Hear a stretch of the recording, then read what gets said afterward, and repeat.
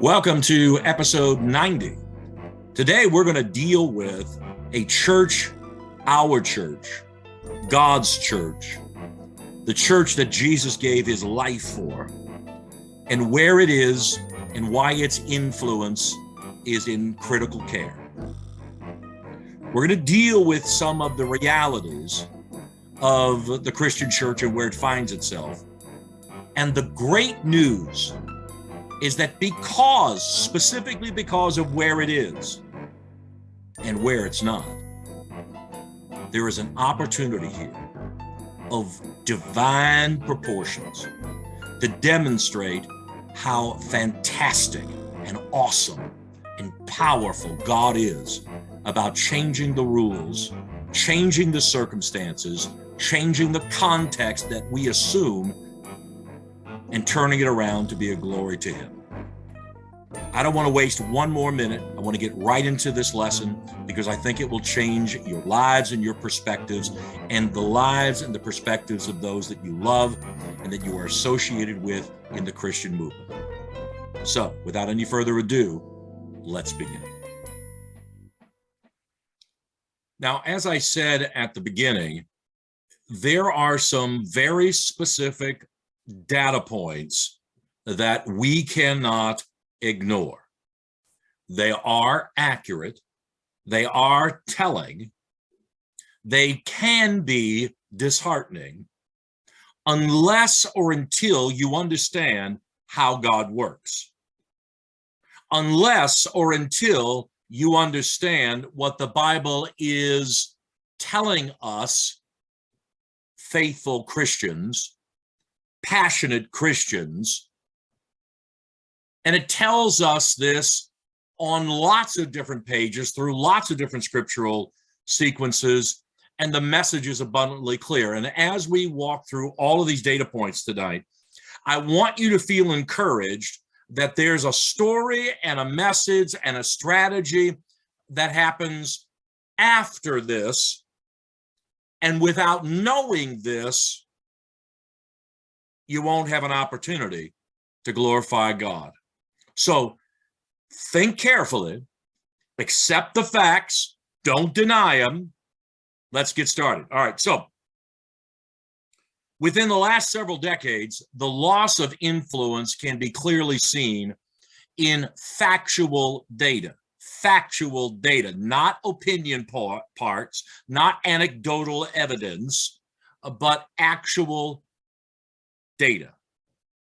Self-identified Christian believers 50 years ago made up 77% of the American populace. Currently, self-identified adults as Protestant Christians are just 51%. Currently, self-identified adults as Catholics are down to 23%. Atheists in the last 50 years have doubled from 2 to 4% of the population. Agnostics have increased by 150% from 2 to 5%. And those who self-identify as unaffiliated with any religious connection in the last 50 years has grown from 16% to 26%, more than a quarter of the American population. One survey asked the question, which had as one of the answers relating to the respondents' view of the value of any religious affiliation. Those answering nothing in particular.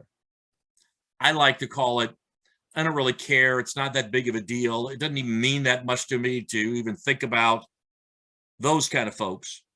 Grew significantly from 2009, who answered nothing in particular at 12%, to 10 years later at 17%. Now, I want you to watch the next several charts I'm going to put up, and I'm just going to point out a few things on each one of them.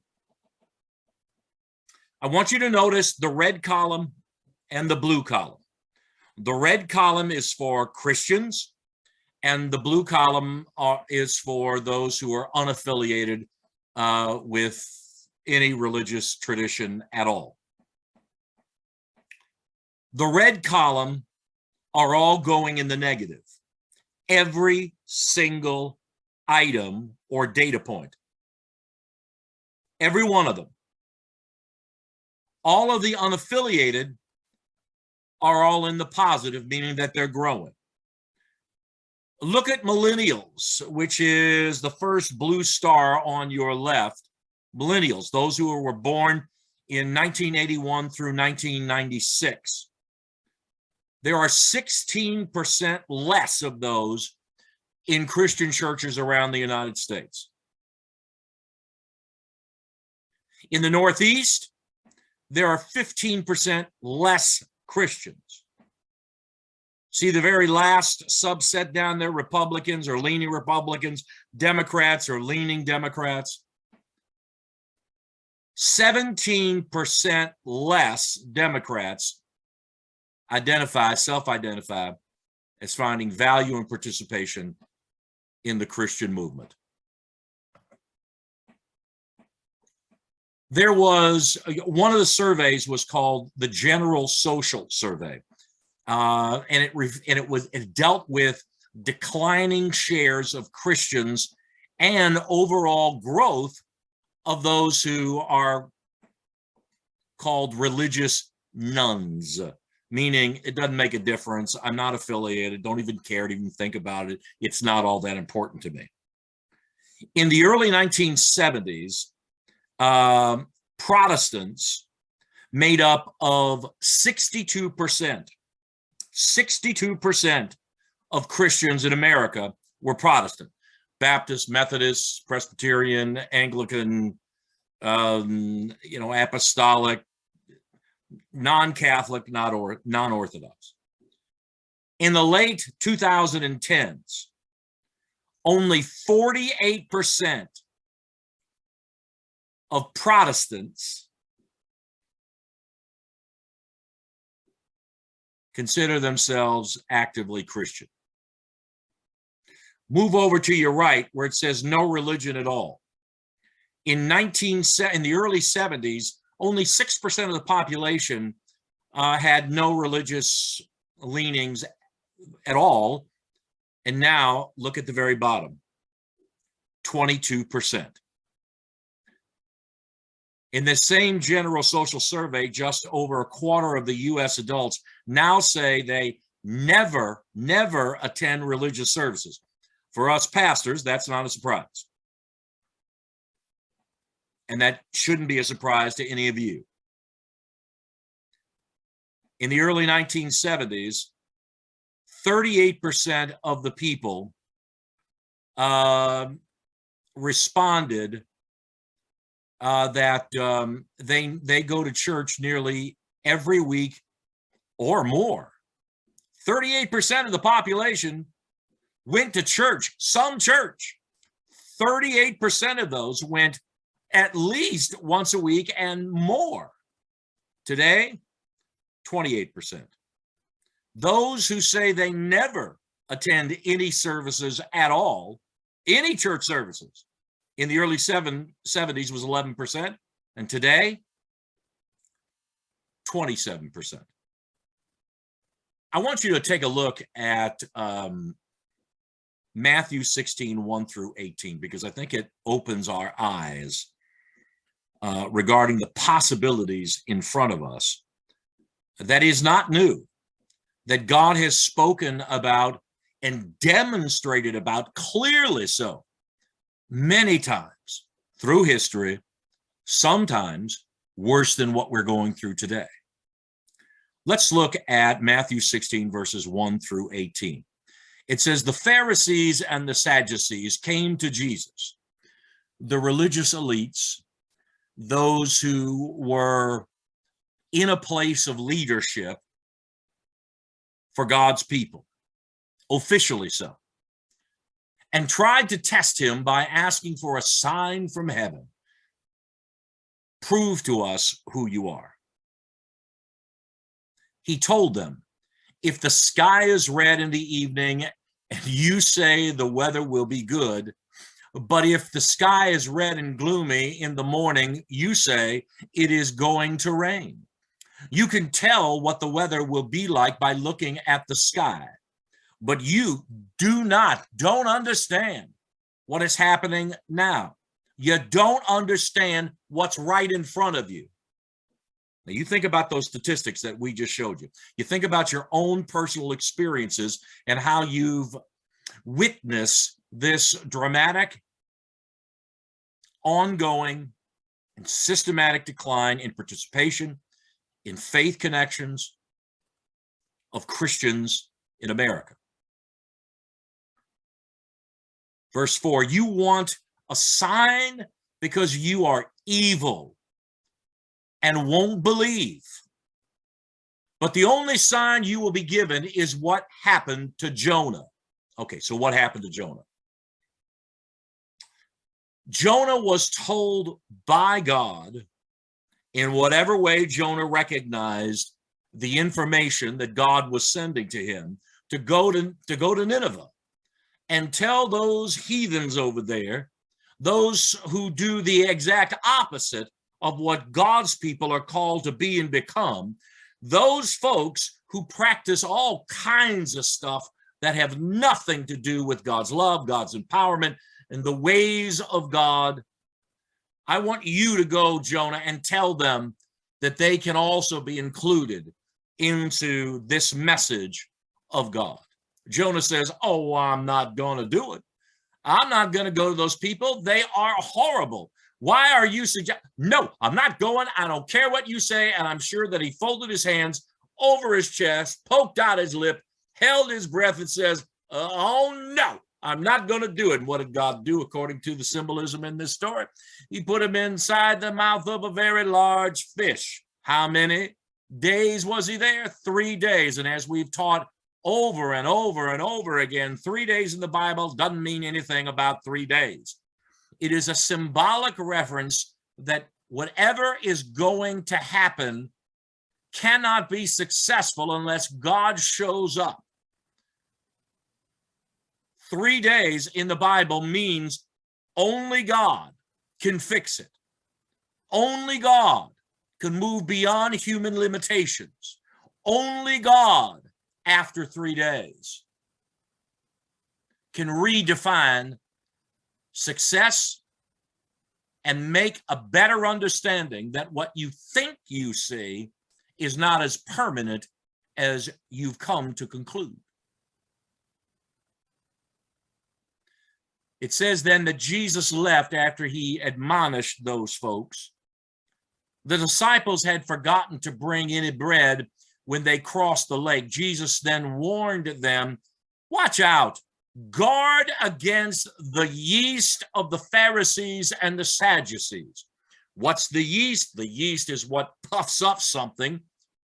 It's something you add into bread to make it increase and blow up than just the ingredients by itself. This also very clearly can apply to the circumstances that we are living in currently. If you look at just the data points, you will assume, oh, woe is me. The Christian church is just simply too far gone. We might as well deal with the reality. Let me just say this in the most loving and subtle way I can. Shut up. That's not how it works. After 3 days, on the third day, God shows up and redefines the circumstances of what you thought could not be fixed. After 3 days, guard against the negativity of those folks who are supposed to be smart, who are supposed to be telling you whatever they think they ought to be telling you for your own good. Just get used to the decline of the Christian faith in the churches.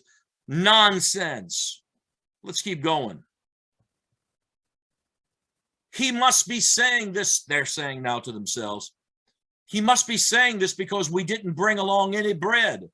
I can just see Jesus shaking his head going, oh my God, these people. Jesus knew what they were thinking and said, you surely don't have much faith. Just like he said to the Sadducees and the Pharisees. Why are you talking about not having any bread? That's not the point here. Your churches are not full. The young men have all but left. The next 2 generations have doubts about who we are. But you don't understand the circumstances of a God that is a 3-day God. We've preached on this many times.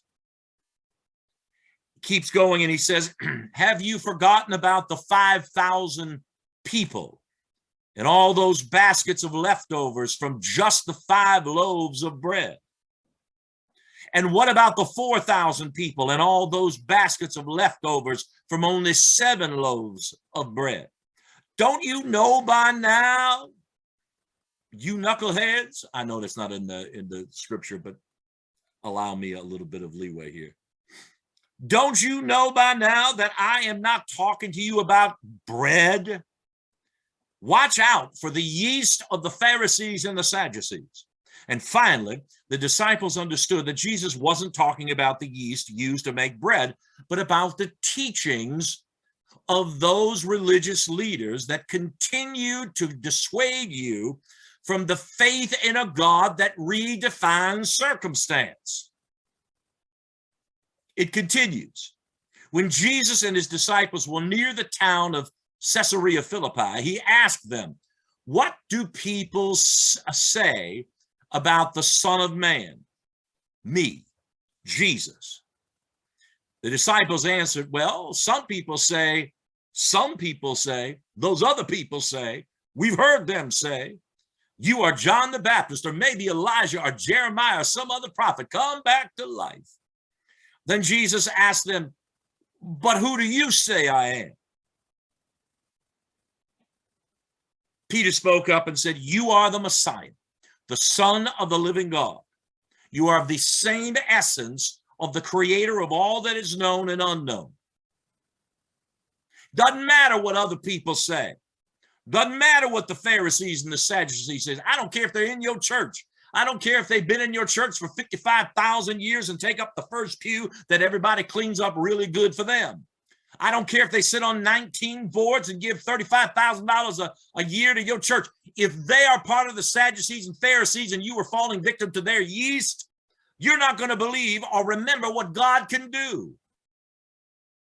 Jesus told him after he claimed and said personally that I know who you are. You are the Messiah, the Son of the living God. And Jesus told him, Simon, son of Jonah, you are blessed. You're not going to be blessed because of your proclamation of faith. You are blessed. The evidence of you being blessed by God is your proclamation itself. That knowledge, that understanding, that depth of connection to God and the reality and the truth of Jesus being the Messiah and God in Christ, that's the only way you know how to get beyond the Sadducees and the Pharisees' yeast. So I will call you Peter, which means a rock. And on this rock, this proclamation, this self-avowed, God-given assurity that God can do anything but fail, even regardless of the circumstances that we find ourselves in. On this rock, I will build my church, my community, those who genuinely, authentically, powerfully understand who and what I am. And death itself. Think about what some people are saying about this Christian church, that it is all but dead. You might as well kick that mule off to the side of the road, shoot it, bury it, do something with it, because there ain't nothing left to it to worry about. And death itself will not have any power over it. You have an opportunity to stand up and say, not anymore. Enough is enough with this weak, watered down faith, which isn't any faith at all. Don't end up being Jonah saying, I can't go there. That's not what's easy. That's not what's right. That's not what you used to tell us. God is the one who defines what we ought to be doing. not the circumstances. If your churches are empty, so what? It's a great opportunity to prove God is, God can, God does, God will, and he does all of this through those who get it, who understand it, who will stand up and proclaim, not unlike Peter, you are the Messiah. You are the one who worked beyond life and changed death into resurrection. And if you can do that, it's a whole lot easier to get more people, new people, different people, to make it realistic and valuable and contextually worthwhile for people to reinvestigate the great foundations of the Christian movement.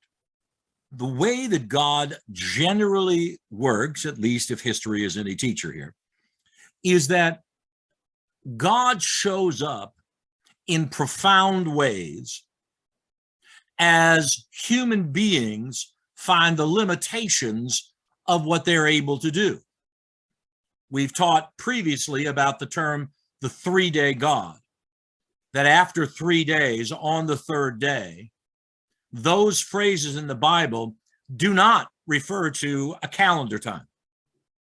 Monday, Tuesday, Wednesday, Thursday, Friday, Saturday. It refers to the symbolism of a God that can and does fix what humanity cannot.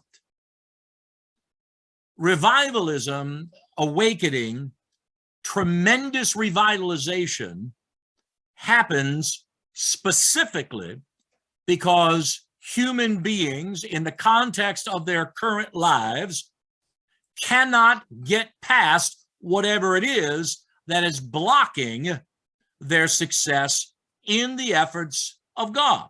God has shown up many times. The Great Awakening from 1734 to 43. Northampton, Massachusetts, a young preacher named Jonathan Edwards started a new church in a town of just 1,100 people. And he saw the issues. He saw the less than enthusiastic responses and call to people's lives to follow with great intensity and intimacy with Jesus Christ. So he decided to do a revival, and it didn't go very well. And, only 4 or 5 people, came to Christ, and he was preaching his heart out. And finally, one night, a woman of loose reputation, someone who was very comfortable spending time with folks, she came in, heard the sermon, gave her life to Christ, and the young, inexperienced, but firebrand preacher Edwards was very worried because her reputation was so horrible in this 1,100 person town that he thought when the word got out that she got saved, that her life was turned around, that the good people of Northampton would just run from any association with this church that Jonathan Edwards was pastoring. Well, the exact opposite happened. And the people of this 1,100 person town, I'm sure at that point it was thought of as a city, they were so impressed that God moved in this one woman's lives that over the next just few months, 300 new souls out of the 1,100 folks that live in the town came and gave their life to Christ just because of that loose woman. Well, within a short period of time, that word spread, and there were these kinds of infectious, smaller revivals that spread up and down that area. And finally, it went into Philadelphia, PA. A very famous preacher and orator, George Whitefield, preached at some point to 80% of the 900,000 colonists that lived in that part of the country. It all started because of one comfortable woman who had all the fun she possibly could in keeping company with folk. God will show up in any way necessary to change people's lives. Just a few years later, starting in 1800, going all the way to 1840, in Logan County, Kentucky, a man by the name of James McGreedy started something called camp meeting revivals. And thousands, literally tens of thousands of people were traveling from all around the region, several states over, and came to these meetings, giving their lives to Christ. This lasted for 25 years.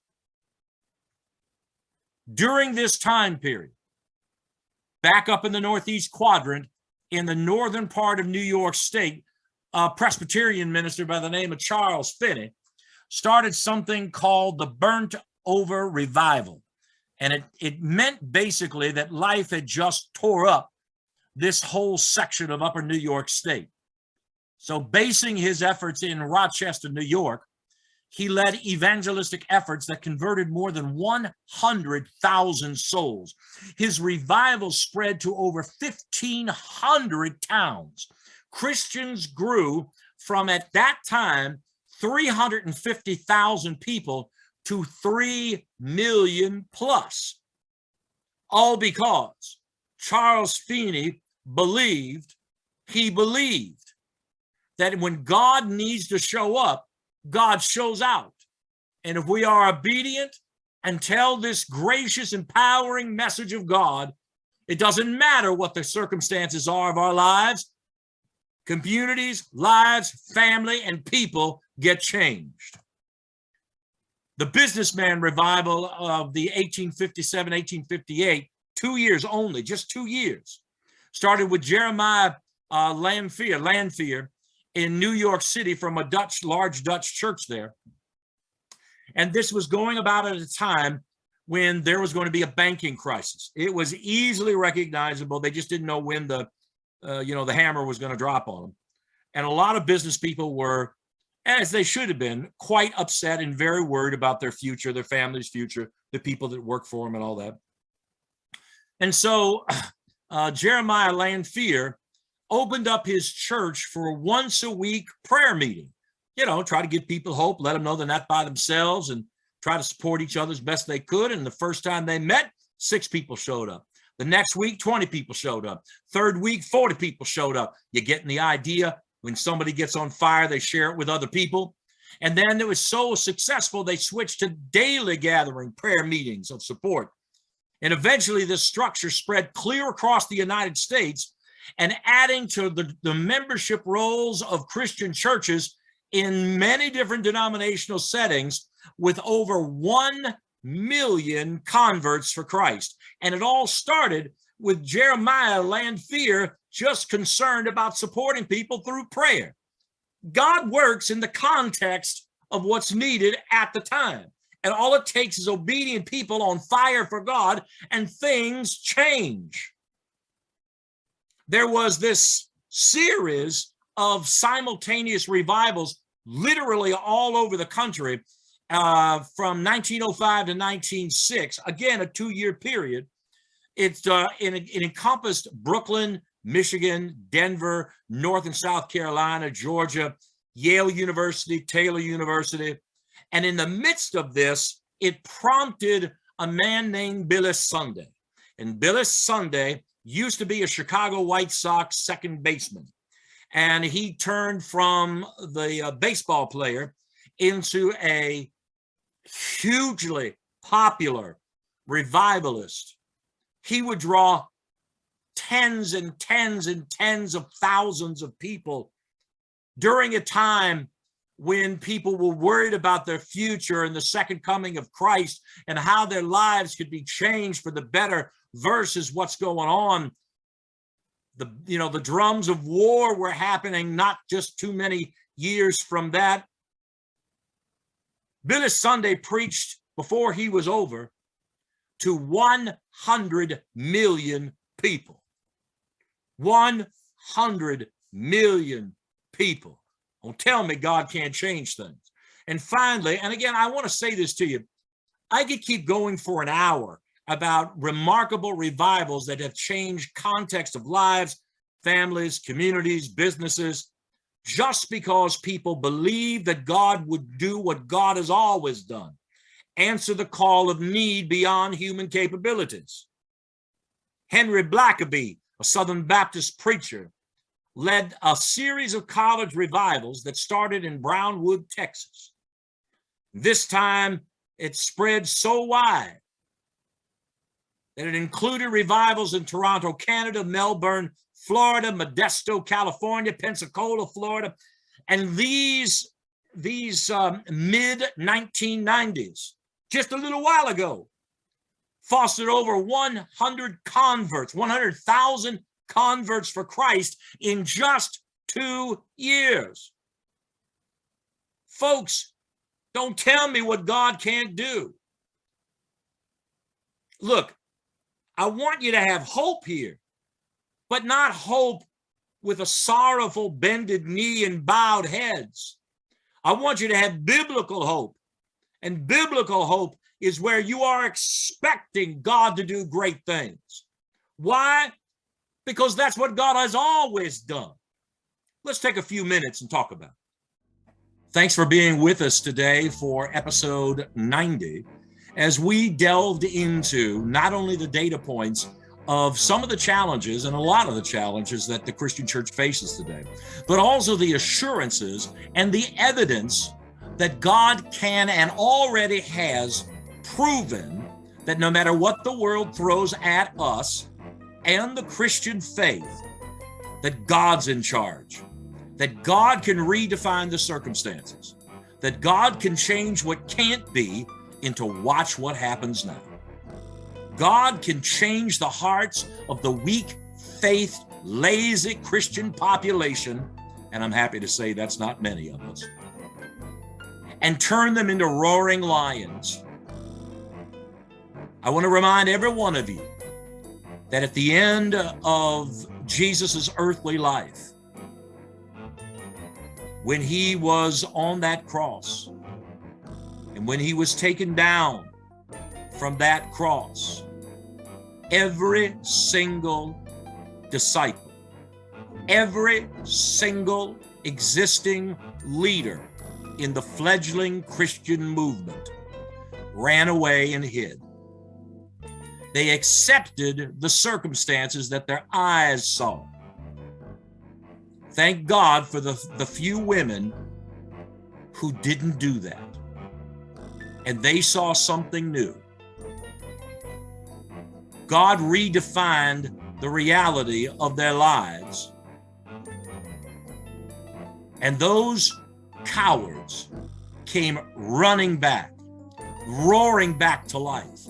Those same little children hiding from the monsters in the closet turned into martyrs of profound proportion, because whatever was real was redefined in the resurrection of Christ.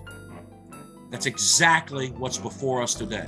What a great opportunity for us to participate in the reality of God's resurrection possibilities in each one of our lives, but most importantly, in the life of every single Christian congregation in the Americas and in the world. What a great time to be alive to witness this.